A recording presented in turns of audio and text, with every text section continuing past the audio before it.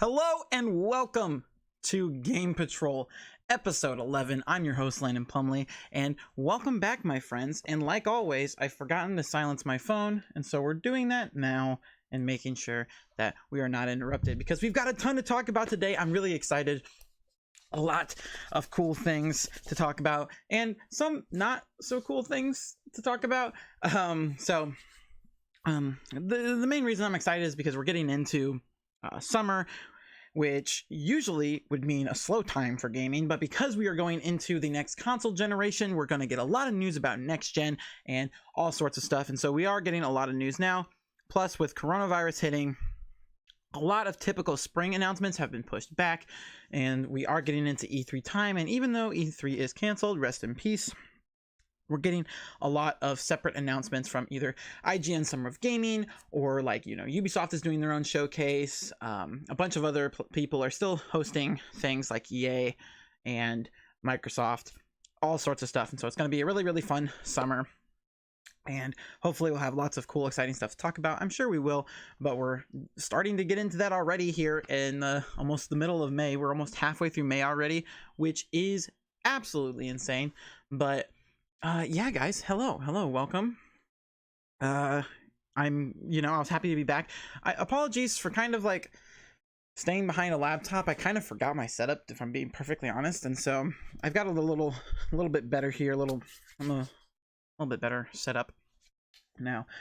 Just I'm getting into the swing of things again, and so any comments or criticisms, constructive, all that stuff would be greatly appreciated. So if there's something that you want to see changed, or you think would make things better, or if you think something's just really, really cool that I'm doing right now, I would appreciate any sort of feedback possible, and so let me know.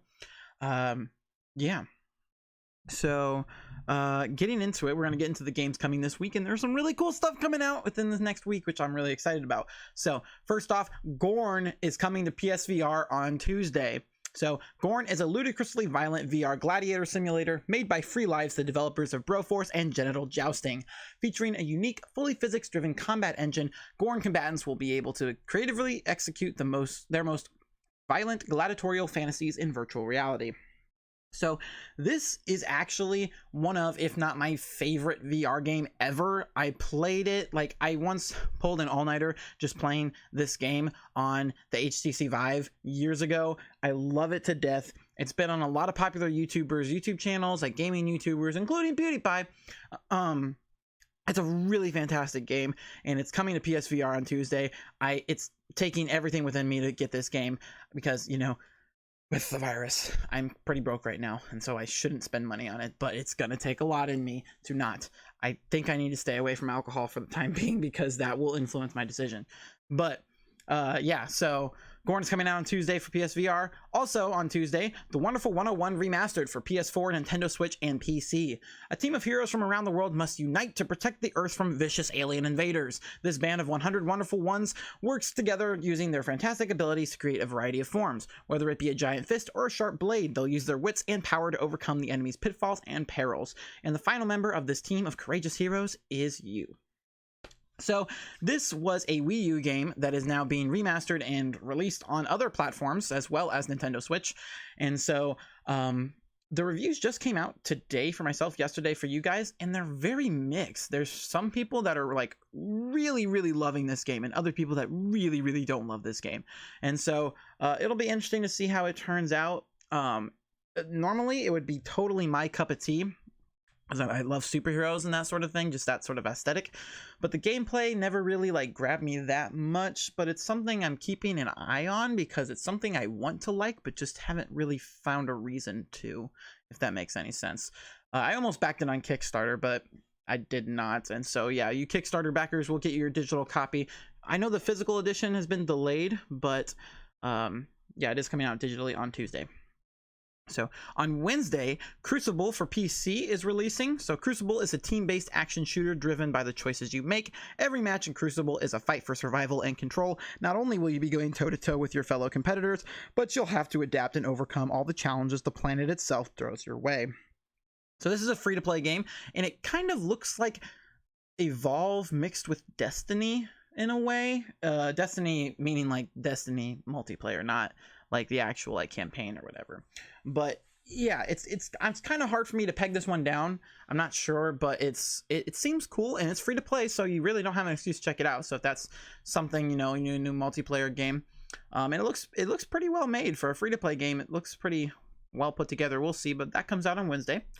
Also on Wednesday, Total Tank Simulator for PC. Commander in the ranks, soldier at heart. Choose a faction and deploy and command your army into massive physics-driven World War II battles to the last man standing. Destroy everything on sight with an insane amount of units that will behave tactically. So this is a very like arcadey simulator game, so kind of like a relaxed thing. If you're into those sort of like zany type games, it seems like this will be your cup of tea. You know, just blow things up with tanks and all sorts of cool stuff like that. Yeah, but that seems to be the games that are coming out this week. You know, there are probably a couple others that are going to sneak in there, but those are the bigger ones. And now we get into the gaming news. This week, the gaming news was really hard to narrow down because there was a lot of stuff. I will say I didn't talk about it, but Marvel's Iron Man VR does have a release date now. It is in July, and so that's great because I'm very much looking forward to it because I've heard good things, and I was not that excited for it. And so the fact that everyone who has played it has been really pleased makes me happy because I want it to be good. But we're going to start off, like I said, I always go with the newest stuff first. And so just this morning for myself, yesterday for you guys, Unreal Engine 5 was announced, a brand new engine with a gorgeous PlayStation 5 demo. Now, this has caused a whole lot of stuff that we're going to talk about a little bit later. But the main thing is that, you know, they said that this is running on a PS5 and it's using the hardware, and I guess it wasn't 8K. I don't know. I watched it on YouTube on my phone, and so I don't know if there's an actual like 8K video of it out there somewhere. It probably is, but they talked about it being 8K, and they used a lot of technical terms, but it is stunning, like absolutely stunning. But there's a lot of controversy going around, which, like I said, I will delve into later in the episode. But a lot of people are saying that, you know, we're seeing PS5 gameplay for the first time, and like it's kind of a half truth. I mean, this is like a different side of the spectrum from what we saw from the Inside Xbox, which we will also talk about later in the episode. In which, with the Inside Xbox, we got a lot of in-engine footage, not real gameplay, whereas with this, we do technically have gameplay, but it's the tech demo, so this is not a real game. However, it is playable. They said that they were going to have it at GDC, let it be playable there, but obviously Corona canceled things. But we're not going to see this game. This is literally just a tech demo. And back when RTX was first becoming a thing on PCs, they came out with a tech demo, and it was absolutely gorgeous. And not to say that we haven't gotten video games that have looked like that yet. It takes a couple years. For one, Unreal Engine 5 will not be released until next year. Then you have to let all the developers be able to use said engine. And so we're not going to see anything of this caliber for at least a couple years. But people are saying, oh, PS5 is beating Xbox Series X. Now, one of the people, I believe, with Epic Games, I forget who it was, has said that this quality of tech demo is only achievable because of the things that Sony has done with their SSD and that sort of thing. So it is potentially accurate to say that this tech demo could not run on the Series X. Potentially. We're still not sure. It seems like he's saying that, but it's very muddled. And so there's a whole lot of console war crap going on in the comments and like on Twitter and stuff like that about this demo versus the Inside Xbox and all this sort of thing. There's a whole lot of toxicity that I'm going to get into later, which honestly really, really, really, really makes me upset because a lot of it makes no sense whatsoever, and it's petty and it's ridiculous. But we're getting Unreal Engine 5, so they built a new engine with lots of new bells and whistles, and I'm very excited for the future of that. But it's important to remember, everybody, that console launches are really not that great. I mean, Nintendo Switch was probably the best console launch in the history of ever because they came out with Breath of the Wild, and then later in the year we got Super Mario Odyssey, two of the greatest games ever made. But usually console launches are not that great. Even the PS4, you look at that, they had Killzone Shadowfall, Resogun, and Knack. Knack and Killzone were not received super positively. I did not mean to flip off the camera there, but that's what I did. And then Resogun was actually a sleeper hit, but it was kind of an indie game. And so that was all the PS4 had. Now look at all the games PS4 has now. Obviously, no one can say that the PS4 is bad. But console launches, the developers, this is like their first time working with the hardware. And so, like, not to say that quality games can't be made at a console's launch, but we don't really see developers take full advantage of the hardware until a couple years into the system. That's when you really start seeing it shine, at least like a year or two in. And so, just saying, like, you guys need to temper your expectations a little bit, especially because we got the One X and the PS5, but I'm going to get into it a lot later. But I'm just going to say that now, is that this console launch is probably going to be a little underwhelming, especially because of the One X and the PS4 Pro. But next up, 2K is teasing the return of Mafia with a trilogy release. And so we got a 30-second teaser today with an announcement coming next Tuesday. Okay, the teaser was yesterday for you guys.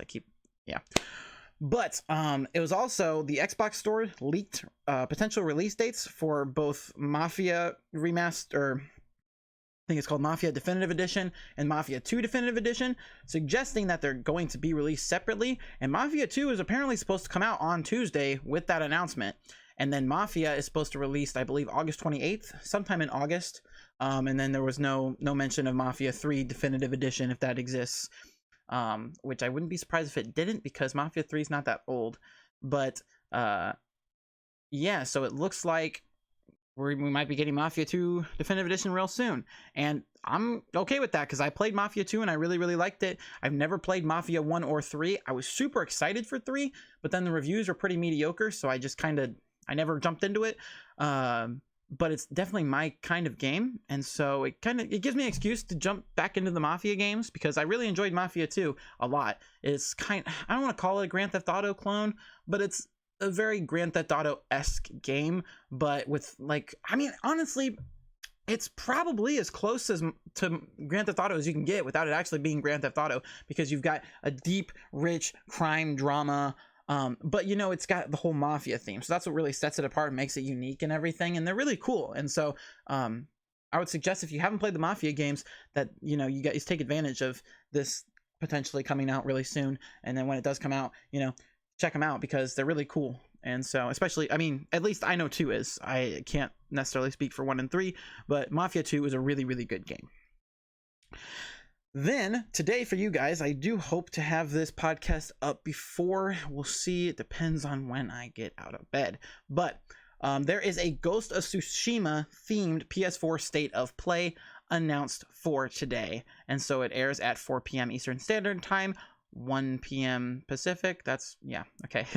And so, yeah, that's coming out. And so it's going to be 18 minutes long, and there will be no PS5 news. So if you're wondering if there'll be a surprise, like I always do, no, there will not be. They've already stated no PS5 news. Maybe that's why we got this engine footage stuff today. Yesterday for you guys. Whatever, you know what I mean. And so I'm excited, because I really don't know what Ghost of Tsushima is. Like, I'm excited for it because I love Sucker Punch. I love the Infamous games. They're really good at what they do. They're good developers. But I have not seen anything from Ghost of Tsushima that has made me want to play it all that much. Besides, you know, they've talked a little bit about it, that it's not going to have waypoints, and it's going to have this huge world, and it's going to be really pretty. And, you know, that gives me a certain level of excitement. But it's like, what is that story really? What's the gameplay look like? I still don't really know what this game is. And honestly, I just think of Sekiro. Like, it's just going to be an easy version of Sekiro, easier. That's just kind of, you know, what I see. Like, the gameplay that they showed off, what now, 2-3 years ago at E3? Yeah, it was at E3, so it was a while ago. It was almost 2 years ago when they showed that. I loved that because it looked really cool. But then Sekiro came out, and it was basically that. And I think that's why it's taken so long. I don't remember if I said this on the podcast before, but I've told other people this, is that I think the reason it's taking so long is that they needed to, like, make it different than Sekiro, because Sekiro got announced after Ghost of Tsushima. Then it did everything that Ghost of Tsushima kind of said it was going to do. Not necessarily everything, but, like, it checked all the boxes that Ghost of Tsushima had already checked. And so, like, they're like, oh shit, especially since Sekiro won Game of the Year. And so I think that's been why this game has taken like the longest out of all those games that got announced at E3 2016. That's why it's the longest one to come out, because they are trying to diversify themselves from other like samurai games. And I don't doubt that they will, because Infamous is like very different. And not to say that it will be similar to Infamous, but I'm sure there will be things that you can be like, oh yeah, those are the same people that made Infamous. And so I don't necessarily worry that it's going to not diversify itself, but I just want to see how, because the fact that they haven't really shown us that yet makes me a little worried, you know? And so I'm excited to get a deep dive into this game, because I want to know why I should spend $60 on it, because I am going to get it because it's a big game and I want to see what it's all about. But am I going to regret spending $60 on this game? We'll see. And so I hope not, because I want to be excited for it. It's just really hard for me to, for some reason. And, you know, yeah, I hope it's good. I really do. Then next news came right out of left gate. I don't know. It's here. It's coming. I'm like, what? Hold up. I had to get a beverage. But Tony Hawk's Pro Skater is coming back. We're getting 1 and 2 remastered, remade, whatever, and they're coming to PS4, Xbox One, and PC in like September, something like that. Like, hold up, I should have a release date over here. I should actually like use my resources sometimes. It's being made by the same studio that made the Crash Bandicoot Insane trilogy, so it's probably going to be good, and it's coming out September 4th, 2020. So, and also if you pre-order, then you get early access to a demo of the iconic warehouse level, and this is amazing. And I'm gonna get this game. I am so excited. I am so excited, you guys, because yeah, it's freaking Pro Skater. I remember playing, I don't even remember which one it was, on the PlayStation 2. Like, actually, it wasn't the originals. I think it was Pro Skater Underground was the one I remember playing. But like, just the Pro Skater franchise, man, because 4 was, or was it 5? Whatever the newest one was fucking awful. And like, it was just, they just wanted the name. They just wanted the Tony Hawk name. And so bringing this back, it seems like they're bringing back a lot of the soundtrack. They were pretty vague about, you know, having necessarily all the tracks back. I mean, I would not be surprised if they don't, because that has to deal with a lot of licensing. And so, you know, there are some bands that are a little like, you know, it can be complicated in terms of legal things with soundtracks, especially older soundtracks. That's why you see a lot of games will go like off of Steam or like digital marketplaces, older games, because the music licensing ran out. I believe Grand Theft Auto 4 was off of Steam for a while, but I think they added it back. Alan Wake was another one that got removed, and I think it might be back now, but different games will get removed because of that. And so, you know, the soundtrack thing can be a little complicated, but they've talked about a lot of stuff like Rage Against the Machine. A bunch of different bands are going to be, you know, we're getting some of the soundtracks, at least some of it, but I'm really, really excited for this. Like, this might be one of my most anticipated games for the fall, and that's saying something, because you look and like I think it's Pro Skater 2 is the second highest rated game of all time. I'm gonna double check it. I'm gonna actually looking it up right now. I should have looked it up earlier, but I think it's the second.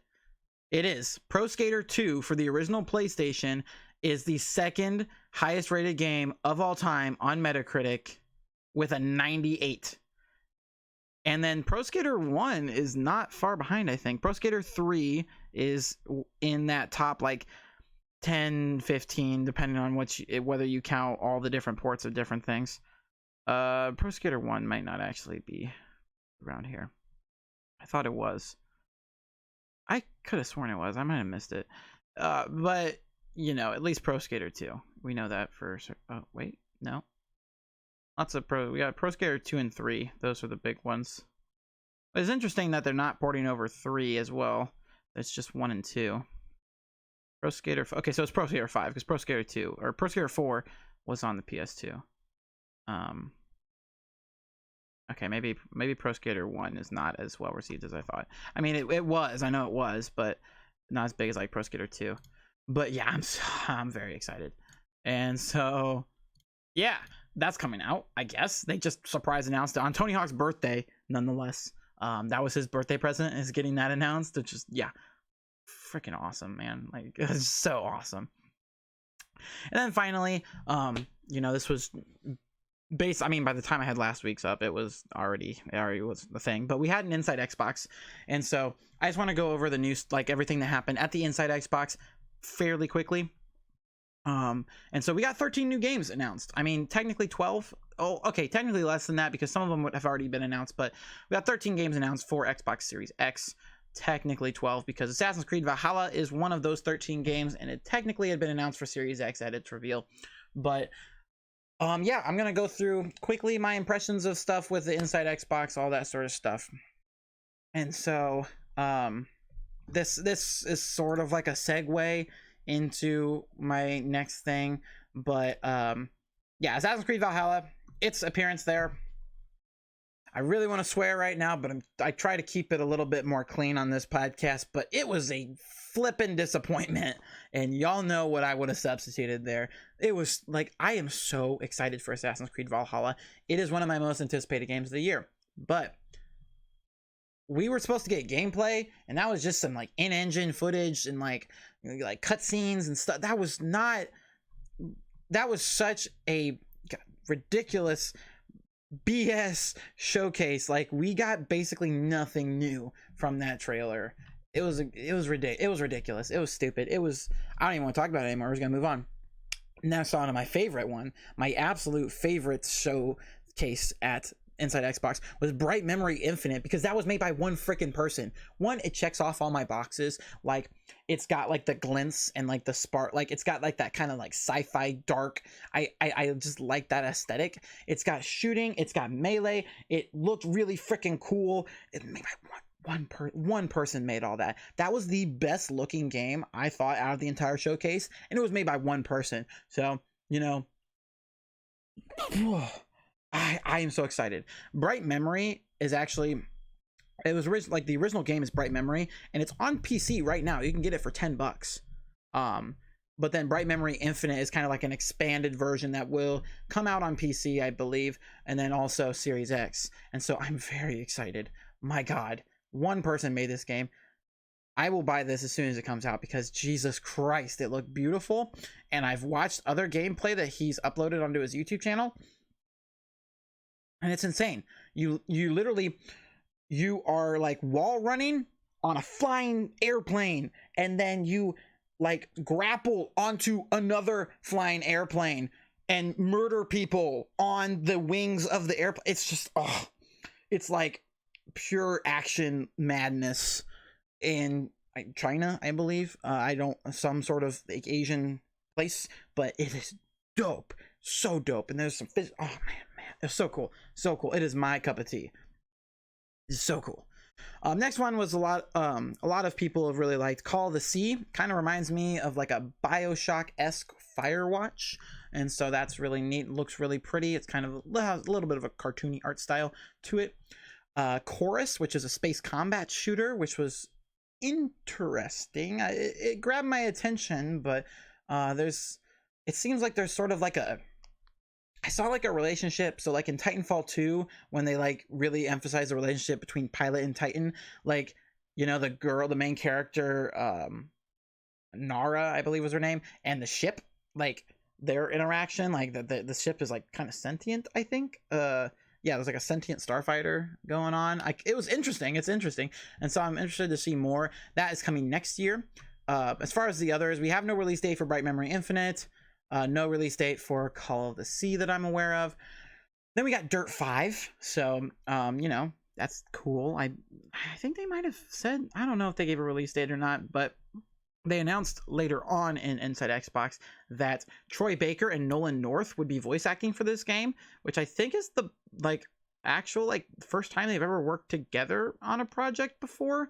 They've always had they work together on Retro Replay. They have a YouTube channel together, but I don't believe they've actually ever both been in a video game together. And they're like the two biggest names in the video game industry in terms of voice acting. So to see them both in it, it's weird that Dirt 5 is the game that does that. But I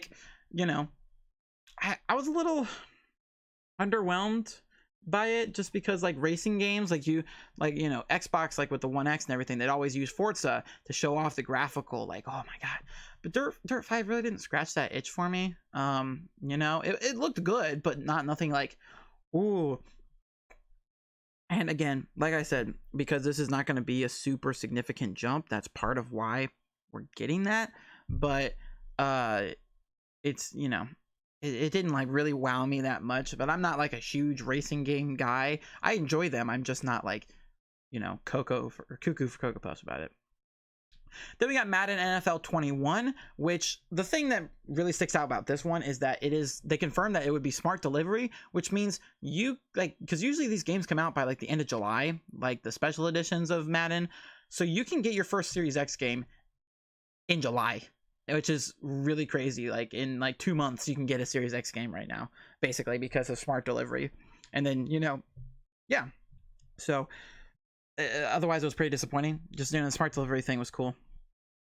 Scarlet Nexus, which is a Bandai Namco game where, it kind of reminds me of Astral Chain, but less intuitive. Like, it's a Bandai Namco game. It's an anime infused action game. It's there. It's got cool colors, And then there's the one that everybody liked. That was Scorn, which really got my attention too, because I totally called out like the alien aesthetic of it. And it's just, I think the reason that Scorn identified so much with me was because it was so like different, I guess, kind of in the way that Chorus was different, but like, I don't know, this just felt more unique to me because, there's so many things that like you see games and they're like, and you're like, okay, it's kind of like this mixed with this when you try to describe a game. But Scorn, it just like I said, I can kind of feel the alien thing, maybe some Doom in there, but like it's so weird and like different. And that's what I like about it, is because I don't feel like we've gotten anything like this before, because there's just, I don't know, like there's weird stuff going on with the dripping and the using the blood, the feeding, and I don't even know, just a lot of stuff. Exactly, it's like I don't know what's going on there, and that is what intrigues me so much. And it's confirmed to be a launch title for Series X, and it is going to be included with Game Pass. So there's no reason that I am not going to play this game. And so I'm very excited because I just want to know what the frick it is. So yeah, it got announced in 2017. It just kind of disappeared for a while, but now it's coming back, and I like horror stuff. And so yeah, that really, really intrigued me because I don't know what's going on and I want to. And I'm very excited to find out what's going on when it comes out. Next up, we got Second Extinction, which is basically Left 4 Dead, but with dinosaurs. I've heard a lot of people that are pretty excited about it.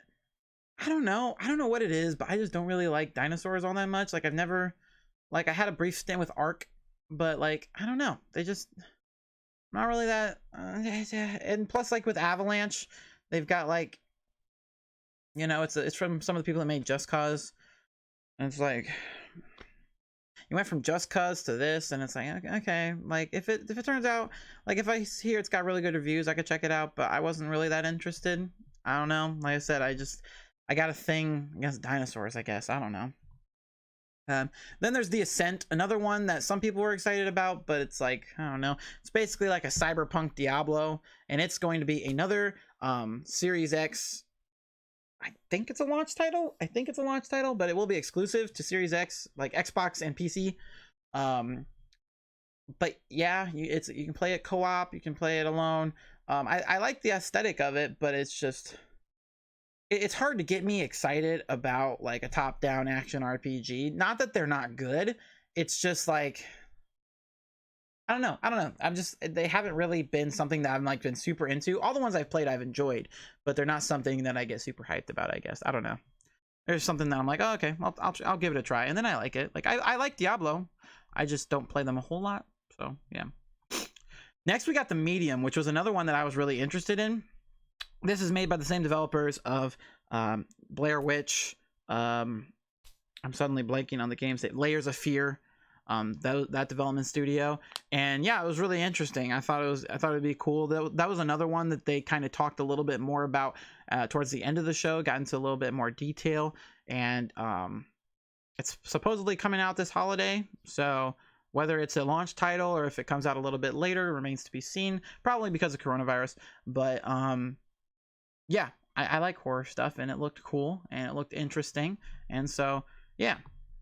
And then we got Vampire the Masquerade Bloodlines 2, which is the first thing it's been a while since we've heard about this game. It was supposed to come out sometime between like this summer to this holiday, somewhere in there. They didn't give any update on the release date for this game, but it is a game that I am super excited about because it just looks really cool.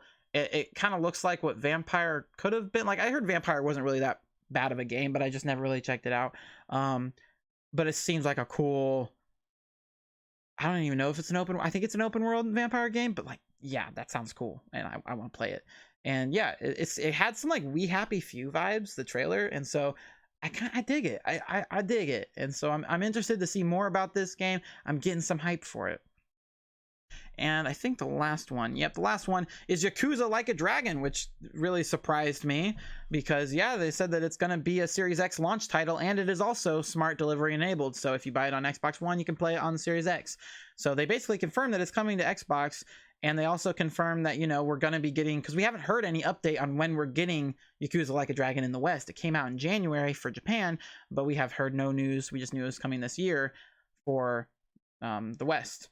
And so they actually haven't even confirmed that it's coming to PS5. It's kind of assumed since now it's coming to Series X, but yeah, so now it's coming to Xbox consoles too. And so it'll be interesting to see if they port over all the other Yakuzas before this, or if it's going to be like, okay, you can play Yakuza 0 and 1 on Xbox and then 7, you know, like whether they'll quickly throughout the year just kind of release more. Because I think 2 they said they were going to, but I don't think 2 has come out on Xbox yet, has it? Not that I'm aware of, but 1 and 0 are on Xbox now. But yeah, and so Yakuza, that's cool. And I've wanted to get into the Yakuza franchise. I've always been really close, but I just haven't. I own 1 and 0's on Game Pass, and so I've been meaning to jump into them. I just haven't. But they seem like cool games, and I really enjoyed Sleeping Dogs, which is basically like the Western version of Yakuza, but it's still set in China. Well, I mean, I know, you know what I mean. It's still set in Asian, but it was the West cashing in on Yakuza, basically. It was really good. I really liked Sleeping Dogs, and so I've been meaning to check out Yakuza, but I haven't. And so I got a notification. But my God, it's another spam comment on my YouTube videos, which is cool. But yeah, that's a lot of the Xbox. That's all the Xbox games that got announced. Overall, I mean, I tweeted it out after I watched it. I was very whelmed by the conference. Like I said, Bright Memory and like The Medium and Scorn, like those are really cool games and everything. But yeah, we didn't get a whole lot of actual gameplay. And like I said, like nothing like graphically super blew me away except for Bright Memory Infinite. That one really knocked my socks off. But you know, I was kind of hoping we'd see some Cyberpunk or like some cool like big stuff, but it seemed like it was kind of focusing on like indie games. But or like AA games, a couple AAA sprinkled in there, and then like I said, ending with Valhalla being that mess of a trailer. It ended on a real sour note for me. And so, like I said, I was very whelmed. I give it like a 5 out of 10, maybe a 6. I 6 out of 10. I give it a 6 out of 10. It wasn't bad. It just, you know, it left me wanting more. And like Aaron Greenberg, the person you saw at the beginning with the Xbox Fridge, I believe he's head of marketing at Xbox. He apologized and said that he kind of admitted they like oversold the events a little bit more, but they'll do better. They are having, you know, one every month, so we're going to get another in June. In July, they confirmed we're going to be hearing about their first party titles like Halo Infinite, and we'll also hear from Playground Games, so we're going to probably hear about Psychonauts 2 or maybe something else they're cooking up, among others. And so and then I believe we'll have one more in August, and so we're going to have other stuff, and hopefully they'll do a little better. I believe June they might be talking about services. I don't know if they've confirmed that yet, and so like Game Pass, xCloud, that sort of thing. But again, I don't know if that's confirmed, but that might be what we're talking about next. And then July is where they get the good stuff. We get the good stuff. We get probably the deep dive into Halo Infinite, and then all this other stuff. It's going to be awesome. But yeah, so I mean, I wasn't like super disappointed by it, but like left a little to be desired. But I didn't think it was terrible. I'm just sort of like mixed about it. And so, yeah, let's get into sort of everything with next gen and toxicity, gaming industry, because we were doing so well, guys. Like we were coming together like with the crossplay thing, and not to say that we were all kumbaya or whatever, but we were headed towards a good direction. These multiplayer games are coming out, and you keep seeing all these people come together and talk and like try to like get together, squad up, teach each other, do things, try and like be respectful to developers a lot. Like we were making progress, guys, towards having a really awesome gaming community after things were pretty toxic there for a while, and now it's getting bad again. Console wars are ramping up. I just see all this stuff like PlayStation fanboys were bashing the Inside Xbox, being like, you guys didn't get any actual gameplay, this is like PS5 is gonna win, blah blah blah blah, and all of this. And the next like big thing that was talked about, which just came out a couple days ago, was that Assassin's Creed Valhalla, it will run at a minimum of 30 FPS on Xbox Series X, which is a big deal because Series X was all about making 60 FPS the standard, and then up to 120 FPS. And so to hear that Valhalla will run at 30 in some cases is a bit of a blow. And so a lot of people are upset about that, and they're saying, oh, Series X is trash, blah, blah, blah. And like, I don't know, like on one hand, Assassin's Creed is not, like I said this while I was playing Assassin's Creed, the original Assassin's Creed on my YouTube channel, but Assassin's Creed is not the type of game that really needs 60 FPS. Like, it's not a Twitch shooter. It's not something where you need to be super fast. If anything, it's kind of nice having that like slower thing because it gives you kind of more of a reaction time to kind of like figure out your enemy's move. It's not to say it's not really slow paced, but it's not really fast paced either. It's kind of in the middle there. So 60 FPS isn't really something that I'm super, I don't think is really super necessary for Assassin's Creed. However, it is, the fact that, we're supposed, like this console, literally what they were going for. They talked about like, yeah, resolution's a good thing, but 4K 60 FPS was going to be the standard for Series X. And the big game that everybody was talking about for Series X is running at 30. At least sometime. We don't really know what they mean by that. But yeah, it's something weird, especially a console that can run 8K supposedly, and you can't even run 4K 60 FPS. And they talk about, there's a bunch of like, you need some beefy PCs to run Assassin's Creed Odyssey at 4K 60. And so, like, it's not exactly like it's a terrible console for not being able to run Valhalla at 60, but I don't know. And like part of it is sort of the thing that Stadia ran into, where they talked about their games can run at 4K 60 FPS, and then a lot of them don't. And a lot of it's down to the developers. And so a lot of people are screaming at Microsoft right now, but really it comes down to Ubisoft. And, if they don't want to, optimize the games well, and again, like I mentioned earlier, they don't really know the Series X hardware that well. This is their first game working on it. And so it could be that they just, if anything, this is on Ubisoft. This isn't on Microsoft, because they can't make the developers make a game how they want it. They take games from developers and put it on their console. And so, it's up to the developers to make it run at 60 FPS, not them. And so this isn't really a burn on Microsoft, but it is interesting. I just like to hear the reasoning for why it's 30 FPS. Was it something like, was the console not able to handle it? Like what's the deal with that? Is it just poorly optimized? I don't really understand, because, for a console that could support 8K, with a lot of power in it, like, I don't know, I just feel like it could run 60, but it's not. But I don't know, there's a lot of weird stuff going on. And then pair that with this Unreal Engine tech demo, and every freaking, I'm trying to be clean here, every PlayStation fanboy is saying Series X is dead, Series X is dead, Series X is dead. And it's ridiculous. One, it is a tech demo. Can it run on PS5? Yes, but possibly could run on Series X too. Again, we don't know. A lot of it has to do with the SSD. And they also said that, like, one of the technology experts somewhere, I don't remember who he was, said that the SSD that Sony has made outpaces any high-end PC's SSDs today. So like it's a really, really good SSD, and I will easily admit that. Like, I'm not trying to trash on Sony or anything. I honestly am really excited for the PS5 because I think consoles up to this point have been essentially trying to create a high-end PC.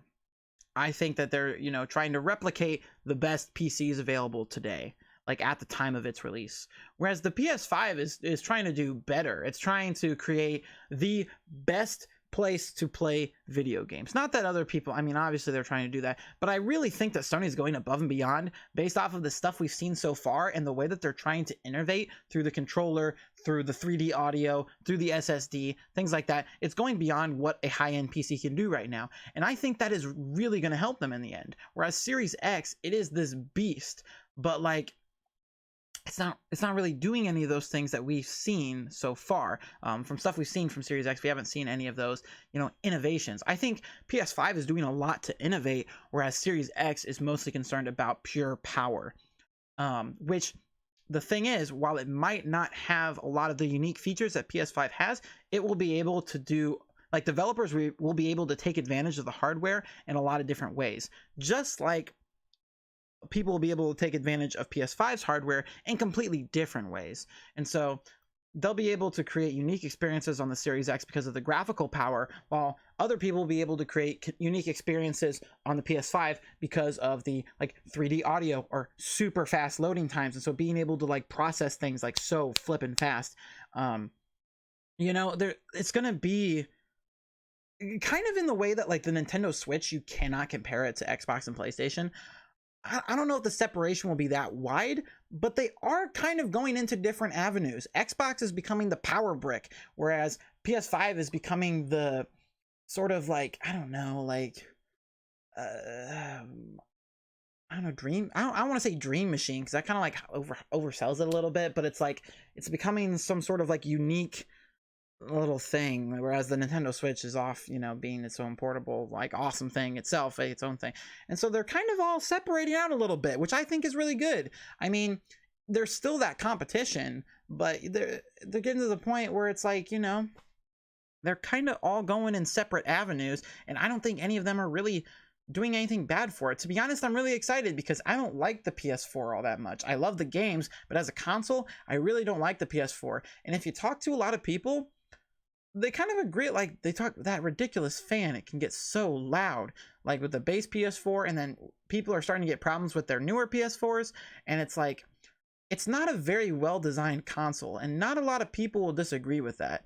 And you know, I don't like the UI on PlayStation 4 or anything like that, but obviously I really enjoy the games. I think PS4 has the best games library, except the Switch. The Switch is, I don't know, the Switch is like, it has a good library, but in different ways. And so I still think the PS4 might have the edge, but it has an amazing games library.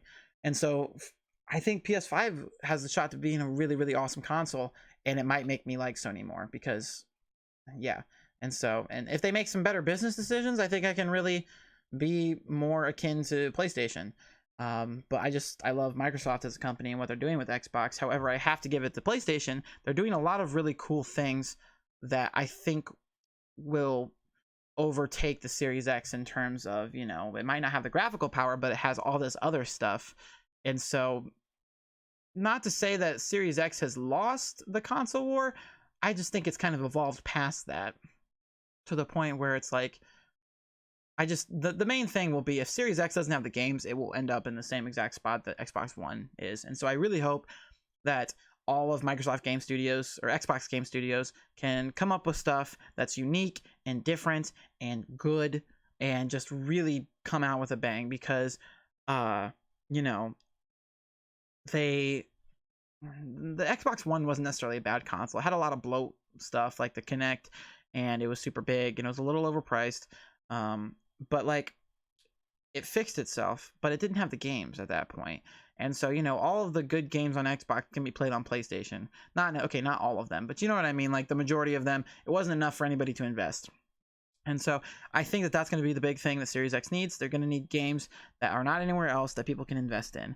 And really, they're on PC too. However, it is cheaper to get a Series X. And so, you know, and people are console gamers. I honestly don't really play PC a whole lot anymore. I mostly stick to consoles, and so for me, yeah, like being able to do that Series X, something, yeah, that's what they're gonna need to do, because I honestly would be sweating if I were Series X right now, and that I say as an Xbox fanboy, not a PlayStation fanboy. But I don't necessarily think this is like a nail in the coffin or anything for Series X, because like I said, this tech demo for PS5 might be able to run on the Series X. Something similar to it could run on the Series X, maybe not like to the extent, but it's not like, you know, it's not like what we saw in Inside Xbox was the best that Series X could do, whereas this Unreal Engine 5 thing might be the best that PS5 could do. And so, you know, there's different stuff going on, and so people are so quick to just shoot fire at each other. And the big thing that I also wanted to bring up is that Jeff Keighley, he was promoting this announcement, and he quoted an article. He shared an article, an IGN article that was talking. It was after the Inside Xbox conference. He was like, I think this article will not age well. And it was an article talking about how the shift to next gen will not be very noticeable. Basically like what I was saying before. He's like, I don't think this article will age well. And then right after he announced this Unreal Engine stuff, he quoted his tweet and said, this article did not age well. Except he didn't read the freaking article. Again, I'm really trying not to swear here, because I'm going to be honest. Jeff Keighley was an asshole for this. Like, this was not accurate, because if he actually would have read the article was talking about how the console launch will not be different. And then when they utilize the hardware and like we get a couple years in is when we'll really start to see those big changes.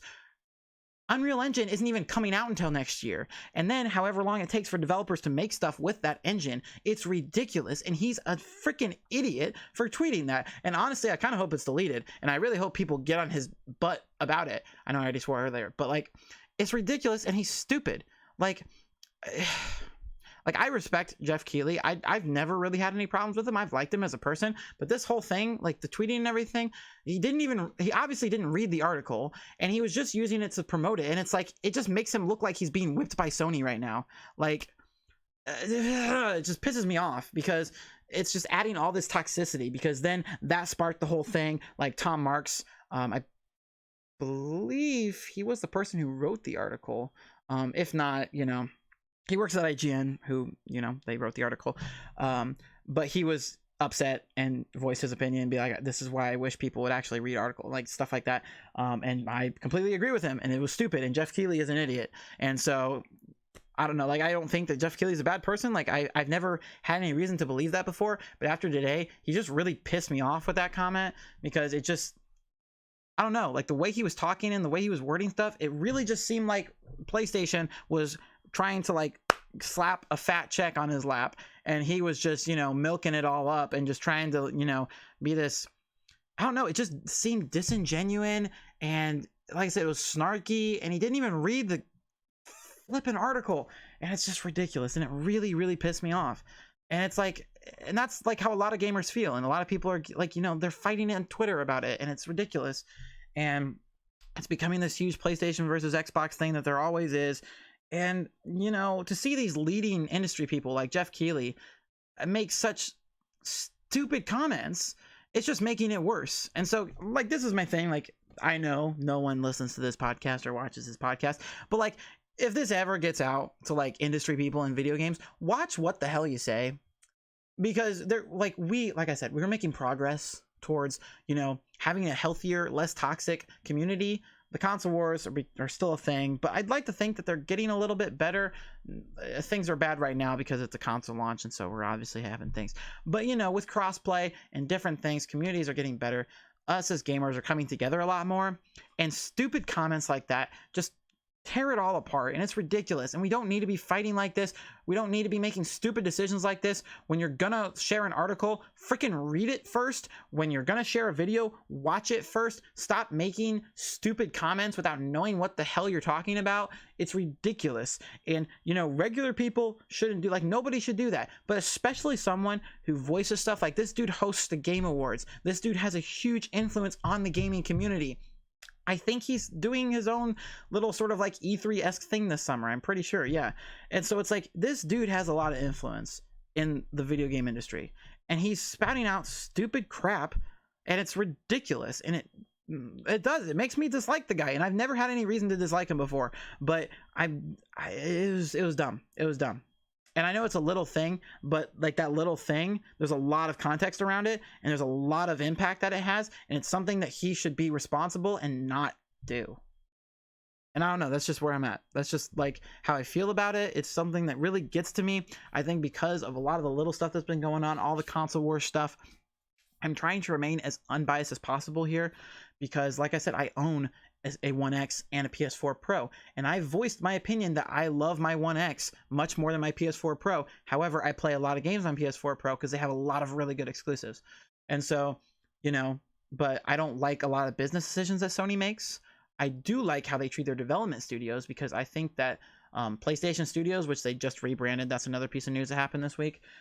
I think that all PlayStation Studios, you know, they have a lot of creative freedom, and I think that Sony treats them very, very well. And so I like that on the business aspect of things, but I think that they are not consumer oriented at all, make a lot of business decisions that concern their profit and not our enjoyment.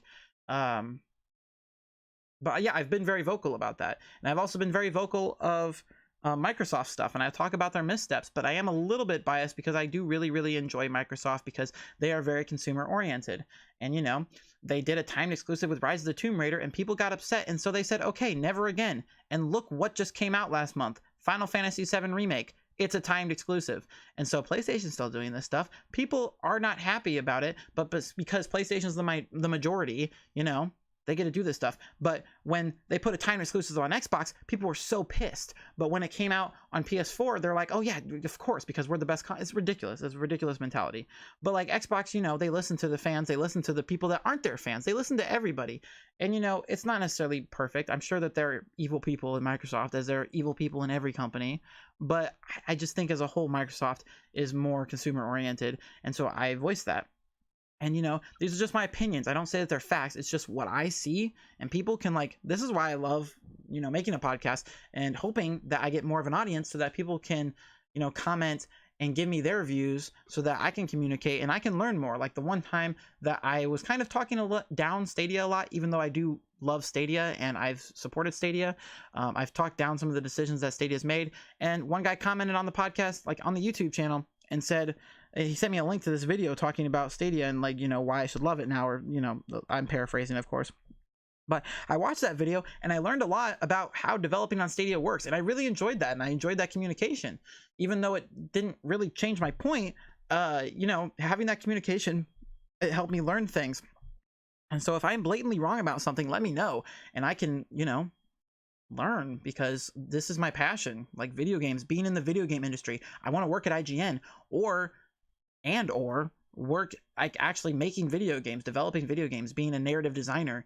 It's something that I've been tossing around a lot. I want to be in the video game industry in some fashion, and so, you know, I want to learn as much about it as I can. And so, you know, I'm gonna be honest about it. I'm gonna be vocal, but I try not to be hostile about it. And that's what everybody's doing. Everybody's being so hostile, and just the console wars, and then making stupid comments without being informed. And I'm not going to say I know everything, which is exactly why I just said what I said, but I try to make informed decisions, and I try to make informed opinions and, you know, comments and things like that. And I try not to bash on people. And so, you know, I try to, you know, say things, and if I'm contradicted, you know, that's on me, and I'll apologize for that. And so, like, if Jeff Keighley were to apologize about this whole thing, I haven't really checked his Twitter, I haven't really seen anything, but like, I would be very appreciative of that. And I wouldn't, like, I don't necessarily think that Jeff Keighley's a bad person after this. I think it's more, you know, if he does nothing, if he just blows it off or anything, then I might, you know. But it's adding to the flame. It's adding flame to the fire with this toxicity, and it doesn't need to happen, and it was dumb, and he shouldn't have done it, and he should say something, and there should be some sort of thing. I mean, you could say that, you know, people are making a big deal out of it, but like I said, it's a domino thing. It's all the context around it, and it's where we're at right now. It just doesn't, it shouldn't have happened. And so, yeah, I got a lot of opinions about that sort of thing. But now that we're gonna end it off with some positive stuff. Talk about all the games I've been playing this week, because there's been a lot. Obviously, I'm playing more Final Fantasy VII Remake. I'm in like the final act, not chapter. I've got like 5 more chapters, but yeah, like 4.5. I'm on chapter 14 right now, but I'm winding down. Hopefully we'll be able to finish it within the next few weeks here. Hopefully, Jesus Christ, please be in the next few weeks. But yeah, I'm having a lot of fun as always. I'm playing some more Predator Hunting Grounds. Jeez, the dog barked and I thought it was a scream. That scared me. But yeah, I'm playing some more Predator Hunting Grounds. I've been having more fun with it. The servers have been improving slowly but surely, and so having more fun with Predator. I'm playing more Assassin's Creed, as I just mentioned. I'm almost done with the first game. Got a little bit left. I think maybe like a couple hours, maybe 2 or 3 more hours, maybe, of the game. But yeah, I'm having fun with that. I bought the Ezio collection recently because it was on sale, so I'm all ready to start the next ones when I'm finished that. I started playing The Walking Dead Saints and Sinners, and so that's on my YouTube channel. Go ahead and check that out. It's really, really fun. And so, like I said, it came out in January on the PC systems, PC VR systems, and now it's out on PSVR. And so I bought it and I started playing it the other night. It is so much fun. There's some hardware limitations because since PSVR only has one like camera to track, if you turn around it can make it. That's been a problem. Like with Super Hot, it's a problem. Things that require a lot of motion. And so it can really impact the gameplay sometimes, but that's not really the game's fault. It's more of the hardware, but I'm really enjoying it. It's really, really fun. And I love the Walking Dead franchise. And so I'm having a lot of fun, but it's also funny to watch me be scared. And so go ahead and watch that video on my YouTube channel because it's a good one. But I've been playing some Get Packed on Stadia. I actually played through the whole game because it's really short. I found out there's only 12 areas, like 12 stages. But they had more saying that it's coming soon, so looks like we'll be getting more content, but it was only $20. However, Overcooked was $30 and has like way more, so I was a little disappointed, but it was really fun. I was playing with my family on my birthday because my birthday was just this past weekend. So gang, the big 21, had a lot of fun. And yeah, I played with my family on my birthday, and then the day after I had some friends come over and we played. I also played with my buddy on my birthday. I went up to his house and we were playing while a little intoxicated. So it's a fun drunk game. And you know, yeah, it's a really fun game. And so if you have Stadia, I would recommend Get Packed. It's one of the better games I've played on Stadia. And you know, seeing that it's a Stadia exclusive for right now, it's a timed exclusive. It's really cool. And so I would really recommend playing that game. I was also playing some Destiny 2 on Stadia. In fact, I think later tonight I'm going to finally beat the Shadow Keep expansion with my buddy, and so we were planning on doing that tonight. Haven't heard anything from him yet, and so but yeah, I've been playing some more Destiny 2. I'm playing a little bit more Darksiders Genesis. I'm kind of hoping within this next week here I can beat it. I'm trying to, you know, I'm just trying to get through my Stadia library. I've been trying to use Stadia more, and so I'm kind of hoping I'm not quite halfway through the game yet. But I'm getting there, and so it's really fun. I really like Darksiders Genesis a lot, actually. I'm getting a lot of fun out of it. It's not like a super amazing game, but it is really fun. And so, but yeah, I've been playing more Darksiders Genesis. But other than that, I think that's where we're gonna wrap it up, and we got just about to an hour, so we're getting better. I'm glad that it wasn't like another 40-minute podcast like last episode. But yeah, there was a lot of news this week, and you know, something I was really passionate about, getting back into things. Things are ramping up a little bit more now as people are adjusting to coronavirus and stuff. I'm still trying to adjust. I'm still trying to look for work and all this since my job got canned because of coronavirus. I didn't get fired, but like they aren't open right now, and so I lost that summer job. But yeah, so I hope you guys are doing well. I had a great 21st, if you guys just, in case I hadn't made that clear before, so that was fun. This next week, I'm probably just going to be playing a lot of video games, applying to more jobs. I've already applied to a few, but trying to figure out what I'm doing for the summer. It's really giving me anxiety because at this point last year, I was already working and things were fine. And so since I'm not at that point, it's giving me anxiety. And then the more anxious I am about something, the less work I get done, because then I'm like, and I just get in my head about it, so it's getting difficult, but we're trying our best. And so hopefully you guys enjoyed. I had a lot of fun with this podcast. I thought this was a really fun episode, because I got to really get like deep and passionate about some stuff, and so I always like doing that sort of thing. Like I said, let me know down in the comments below what you feel about next gen. Whose side are you on, the console war? Or if you just don't care like me, like you just want everything. If you're just materialistic like I am and just want to buy everything, let me know down in the comments below. On the YouTube, if you are listening on Spotify or Apple Podcasts or Google Podcasts, head over to YouTube and talk to me or send me an email. Landon Pump or actually we'll do the Panamasters email at gmail.com. It's literally just Panamasters, no apostrophe, email at gmail.com, because you'd be surprised how many Panamaster emails have been taken. But do whatever you want, man. Have a good day. I'll see you guys next week, and yeah, bye.